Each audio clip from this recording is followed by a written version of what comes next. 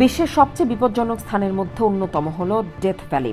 নাম শুনেই নিশ্চয়ই বুঝতে পারছেন স্থানটি কতটা ভয়ঙ্কর। তবে জানলে অবাক হবেন, এমন বিপজ্জনক স্থানেও আছে মানুষের বসবাস। ডেথ ভ্যালি ক্যালিফোর্নিয়া এবং নেভাদার সীমান্তে অবস্থিত। বিশ্বের সবচেয়ে তাপমাত্রা বিরাজ করে ডেথ ভ্যালির মরুভূমিতে। এটি বিশ্বের অন্যতম উষ্ণ স্থান হিসেবেও পরিচিত। মধ্যপ্রাচ্য এবং আফ্রিকাতে কেবলমাত্র কয়েকটি মরুভূমি আছে যেখানে গ্রীষ্মে তাপমাত্রার শীর্ষে পৌঁছায়। জুলাই 2018 সালে পৃথিবীর সবচেয়ে উষ্ণতম স্থানের তকমা অর্জন করে ডেথ ভ্যালি। সবচেয়ে উষ্ণতম মাসের রেকর্ড হিসেবে ওই বছরের একটানা 4 দিন 127 ডিগ্রি ফারেনহাইট তাপমাত্রা ধরা পড়ে, যা তাপমাত্রার সর্বোচ্চ রেকর্ড। এই রেকর্ডকেও ছাড়িয়ে যায় অতীতের পরিসংখ্যান।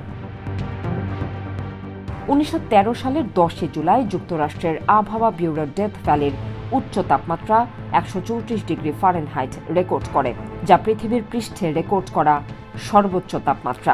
এতেই বোঝা যায় সেখানকার বাসিন্দারা কিভাবে প্রকৃতির সঙ্গে টিকে আছেন। 1849 থেকে 1850 সালে শীতের সময় এখানে বসতি স্থাপন করে একদল মানুষ। তারাই ডেথ ভ্যালির নাম দেয়। শীতকালেও সেখানে প্রচণ্ড গরম থাকে। এ কারণে ওই দলের মধ্যে বেশ কয়েকজন মারাও যান। তারা ভেবেছিলেন এই উপত্যকায় হয়তো তাদের কবরস্থান হবে। তবে দুজন যুবক, উইলিয়াম লুইস ম্যানলি এবং জন রজার্স, তাদেরকে রক্ষা করেছিল। ওই দলের কয়েকজন যখন হেলিকপ্টারে উড়ে যাচ্ছিলেন, তখনই তারা বলেন, বিদায় ডেথ ভ্যালি। এরপর থেকেই স্থানটির নাম রটে যায় ডেথ ভ্যালি। বিভিন্ন রহস্যে ঘেরা এই ডেথ ভ্যালি, এর সৌন্দর্য যেমন মানুষকে মুগ্ধ করে, ঠিক তেমনি এর আবহাওয়া মানুষকে মারার জন্য যথেষ্ট। প্রকৃতির এক অপার বিস্ময় লুকিয়ে আছে এই ডেথ ভ্যালিতে। জানলে অবাক হবেন, এই মরুভূমিতে বিশালাকার সব পাথর একাই চলাচল করে। বিষয়টি অবিশ্বাস্য হলেও সত্যি। এসব পাথরকে স্লাইডিং, রকিং বা ওয়াকিং স্টোন বলা হয়।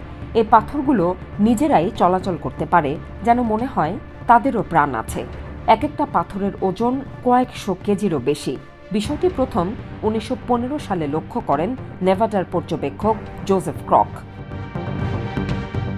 তবে বিজ্ঞান বলছে, তীব্র বাতাস ও তাপমাত্রা তারতম্যের কারণে পাথরগুলো দিক পরিবর্তন করে।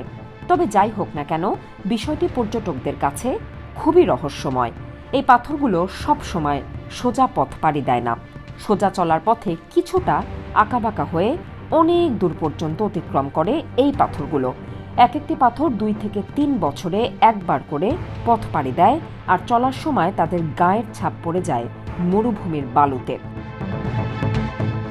ডেথ ভ্যালির ভয়ঙ্কর সুন্দর রূপ চাইলেই যে কেউ দেখতে পারেন।